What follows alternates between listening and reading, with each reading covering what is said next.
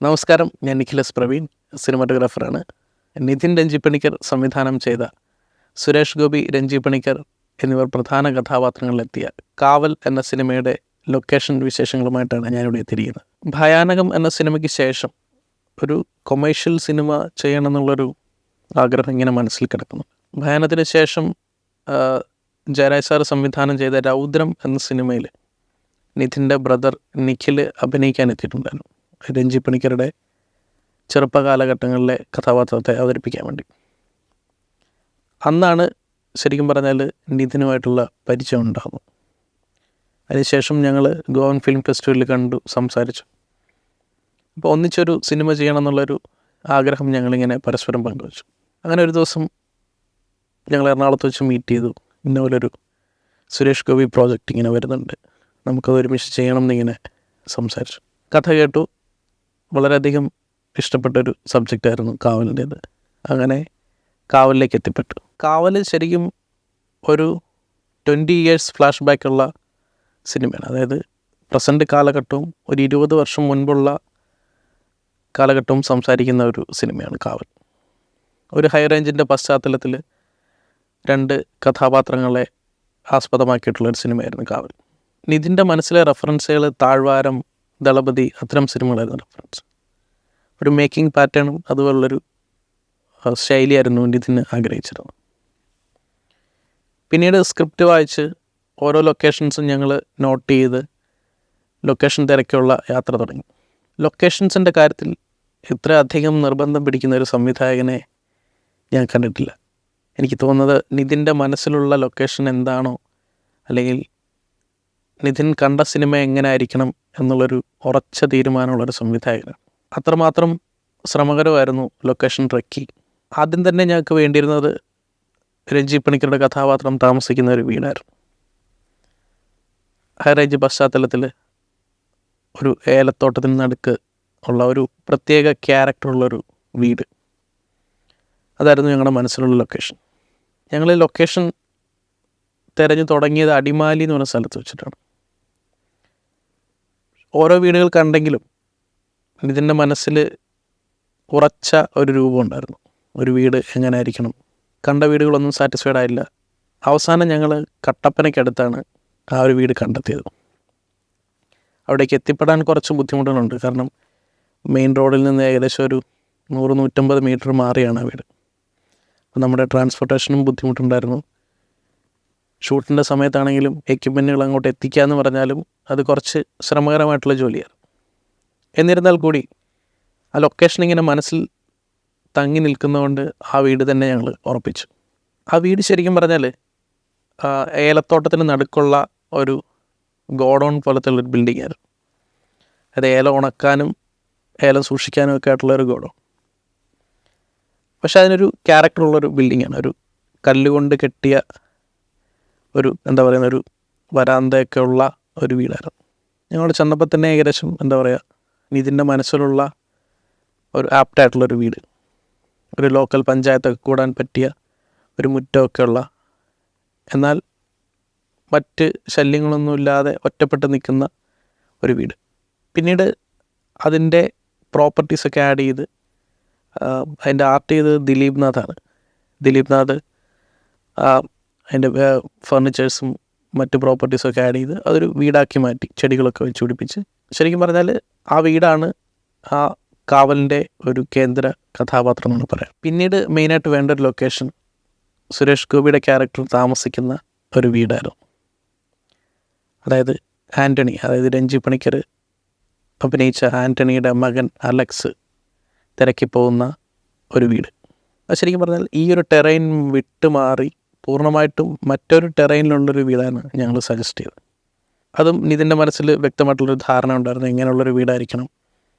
ശരിക്കും പറഞ്ഞാൽ സുരേഷ് ഏട്ടൻ്റെ ഇൻട്രൊഡക്ഷൻ സീൻ ഷൂട്ട് ചെയ്യുന്ന വീട് അതായിരുന്നു.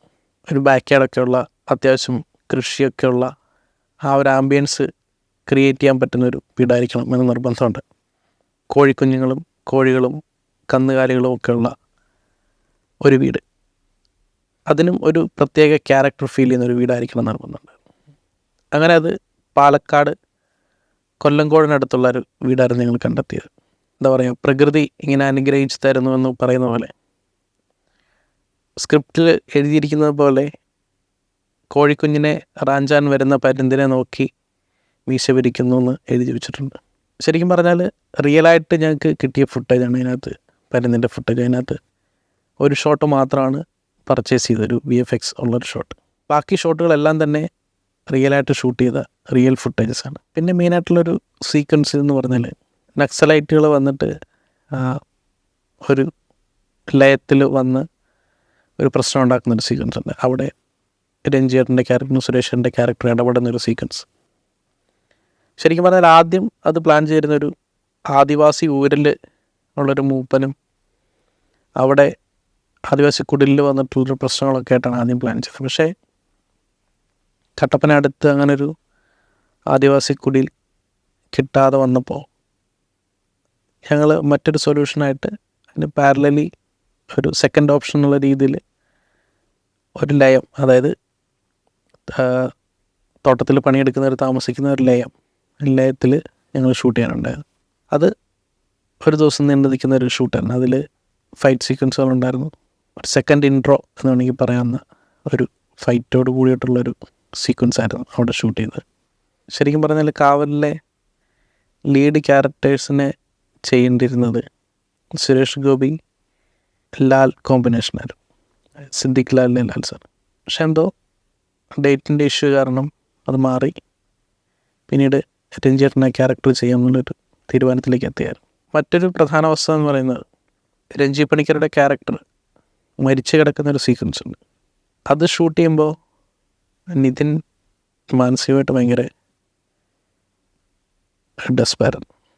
അതിൻ്റെ ചീഫ് അസോസിയേറ്റ് നമ്മളോടൊന്ന് സംസാരിച്ച് ഭയങ്കര ആ ഒരു ഡേ ഷൂട്ട് ചെയ്യുമ്പോൾ ഭയങ്കര ടെൻഷനാണ്.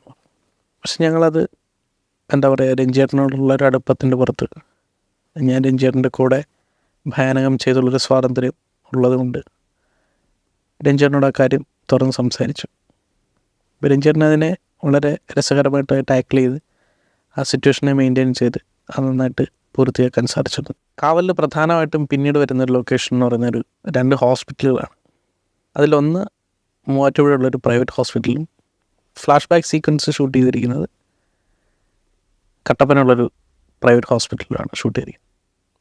കട്ടപ്പനയുള്ള ഹോസ്പിറ്റൽ എന്ന് വെച്ചാൽ ഒരു ബ്രിട്ടീഷ് ക്യാരക്ടറുള്ള പഴയൊരു ഹോസ്പിറ്റൽ. പ്രസൻറ്റ് സീക്വൻസിലുള്ള ഹോസ്പിറ്റൽ ഷൂട്ട് ചെയ്തിരിക്കുന്നത് മൂവാറ്റുപുഴ ആ ഏരിയയിലുള്ളൊരു ഹോസ്പിറ്റലാണ്. അതിൽ മൂവാറ്റുപുഴ വെക്കാനുള്ള കാരണം എന്ന് വെച്ചാൽ നമുക്ക് തടിമില്ല് തപ്പി ഞങ്ങൾ കട്ടപ്പന കുറേ കറങ്ങി. പക്ഷെ നമുക്ക് ആപ്റ്റായിട്ടുള്ളൊരു തടിമില്ല് ലഭിക്കാത്തതുകൊണ്ട് മൂവാറ്റുപുഴ ഏരിയയിൽ ധാരാളം തടിമില്ലുകളുണ്ടായിരുന്നു. അപ്പോൾ അതൊരു നൈറ്റ് സീക്വൻസാണ് തടിമില്ല് നമുക്ക് വരുന്നത്. അപ്പം എക്സ്റ്റീരിയർ അത്രമാത്രം എക്സ്പോസ് ആവില്ല. അതുകൊണ്ട് ഞങ്ങൾ മൂവാറ്റുപുഴയിൽ ഉള്ള തടിമില്ല് ഫിക്സ് ചെയ്യും. അവിടെ തന്നെ ഒരു ഫൈറ്റ് സീക്വൻസ് ഷൂട്ട് ചെയ്തു. അതിനോടനുബന്ധിച്ചുള്ള സീൻസായിരുന്നു ഈ ഹോസ്പിറ്റൽ സീക്വൻസ് ഷൂട്ട് ചെയ്തത്. പിന്നെ ഉള്ളൊരു ഫൈറ്റല്ല ഒരു ആക്സിഡൻറ്റ് സീക്വൻസ് എന്ന് പറഞ്ഞാൽ സയയുടെ ക്യാരക്ടർ റേച്ചലിനെ വണ്ടി തട്ടുന്നൊരു സീക്വൻസ്. അത് ശരിക്കും പറഞ്ഞാൽ നമ്മുടെ ആ വീടിനോട് ചേർന്നിട്ടുള്ളൊരു പ്രിമൈസസിൽ തന്നെയാണ് നമ്മൾ ഷൂട്ട് ചെയ്തിരിക്കുന്നത്. ഒരു ഒറ്റപ്പെട്ട് നിൽക്കുന്ന ഒരു വഴി, അതിൻ്റെ ചുറ്റും തേയില നുള്ളുന്ന ആൾക്കാർ, ജോലിക്കാരുണ്ട്. ആ ഒരു ആക്സിഡൻറ്റ് സീക്വൻസാണ് പിന്നെ മെയിനായിട്ട് ഷൂട്ട് ചെയ്തത്. ശരിക്കും പറഞ്ഞാൽ അന്നൊരു അപകടം ഉണ്ടായിട്ടുള്ളൊരു ദിവസമായിരുന്നു. ആ ഒരു സീക്വൻസ് ഷൂട്ട് ചെയ്യുമ്പോൾ നമുക്ക് പല ഷോട്ടുകളെടുത്ത് അവസാനം നമ്മൾ ടാറും പുറത്ത് വീഴുന്നൊരു ഷോട്ട് ഉണ്ടായിരുന്നു, റോഡിലേക്ക് വീഴുന്നൊരു ഷോട്ട്. ഒരു കോമ്പാക്ട് ഫ്രെയിമിൽ ഉള്ള ഫേസ് മാത്രം വന്ന് വീഴുന്നൊരു ഷോട്ട്. ശരിക്കും പതിയെ വീണാൽ മതിയെന്ന് നമ്മൾ പറഞ്ഞെങ്കിലും പുള്ളിക്കാരുടെ ആത്മാർത്ഥത കൊണ്ട് ശരിക്കും ഫോഴ്സിൽ വീണ് പുള്ളിക്കാരിക്ക് ചെറിയൊരു ഇഞ്ചുറിയൊക്കെ സംഭവിച്ചത്. പിന്നീട് അത് ബെറ്ററായി. പക്ഷെ നമുക്ക് ആ ഫൈറ്റ് നന്നായിട്ട് കംപ്ലീറ്റ് ചെയ്യാൻ പറ്റി. Malaysia, Thailand, Tanzania, China. സഞ്ചാരം വോളിയം നമ്പർ 12. ഫുൾ HD-യിലുള്ള ഈ അപൂർവ ദൃശ്യയാത്രാ വിവരണ ശേഖരം സ്വന്തമാക്കാൻ 99544422 എന്ന നമ്പറിലേക്ക് സഞ്ചാരം എന്ന് SMS ചെയ്യൂ. പിന്നെ കാവൽ എന്ന ചിത്രത്തിൽ മെയിനായിട്ടുള്ളൊരു ലൊക്കേഷൻ എന്ന് പറയുന്നത് ഒരു പഴയൊരു മാർക്കറ്റ്, പക്ഷേ അങ്ങനെ ഒരു മാർക്കറ്റ് കട്ടപ്പനയിൽ എവിടെയും ഞങ്ങൾക്ക് ലഭിച്ചില്ല.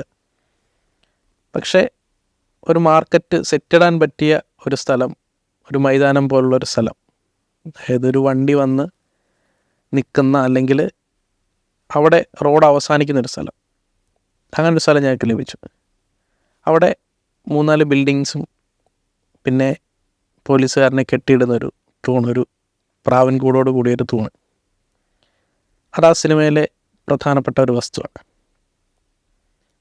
അത്തരം കാര്യങ്ങളൊക്കെ സെറ്റിട്ടിട്ട് ഒരു മാർക്കറ്റ് റീക്രിയേറ്റ് ചെയ്യണം ഉണ്ടായത്.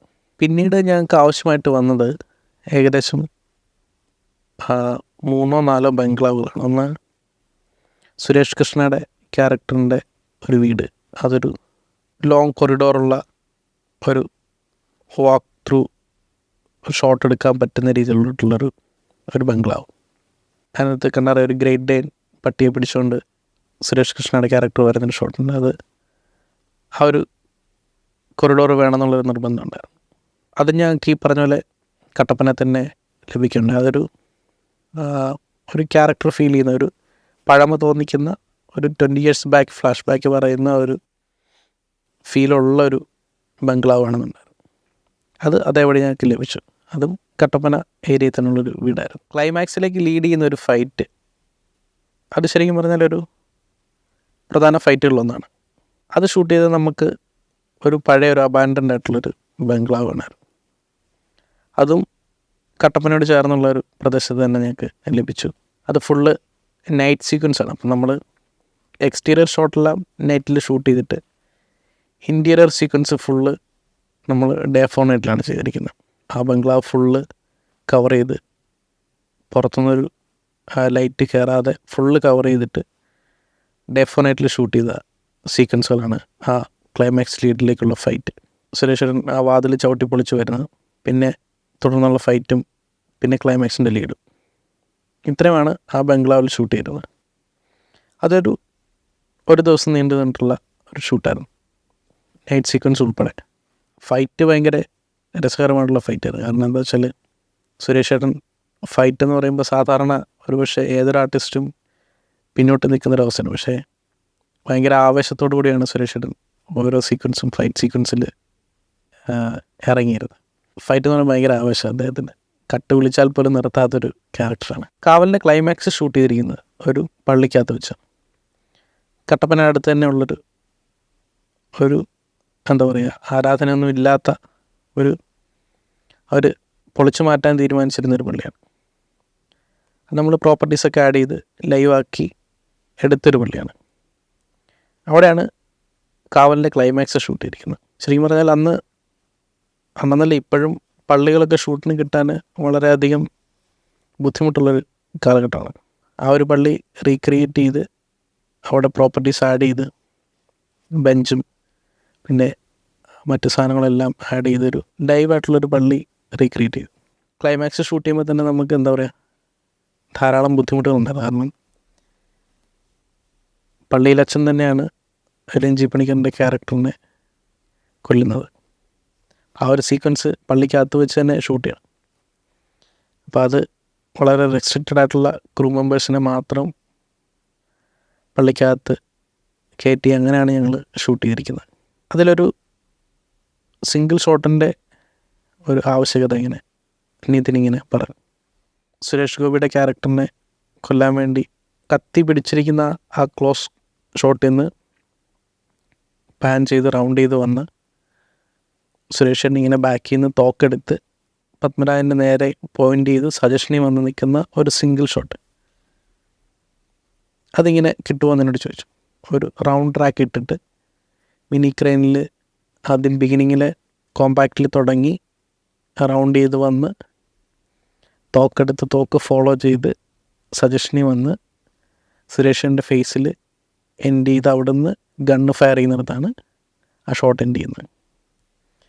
അത് വളരെ പ്രശംസ ലഭിച്ച, നിതിൻ്റെ സൈഡിൽ നിന്നെല്ലാം വളരെ പ്രശംസ ലഭിച്ചൊരു ഷോട്ടായിരുന്നു. കാവൽ എന്നെ സംബന്ധിച്ച് എൻ്റെ സിനിമാ ജീവിതത്തിലെ ഒരു പുതിയൊരു സ്റ്റെപ്പാണ്. ഒരു കൊമേഴ്ഷ്യൽ സിനിമകളുടെ നിരയിലേക്ക് എന്നെ നയിച്ചൊരു സിനിമയാണ്. അതുകൊണ്ട് കൂടി തന്നെ കാവലെന്നും എനിക്ക് പ്രിയപ്പെട്ടതാണ്. കാവലിൻ്റെ വിശേഷങ്ങൾ നിങ്ങളോടൊപ്പം പങ്കുവയ്ക്കാൻ സാധിച്ചതിൽ വളരെയധികം സന്തോഷം.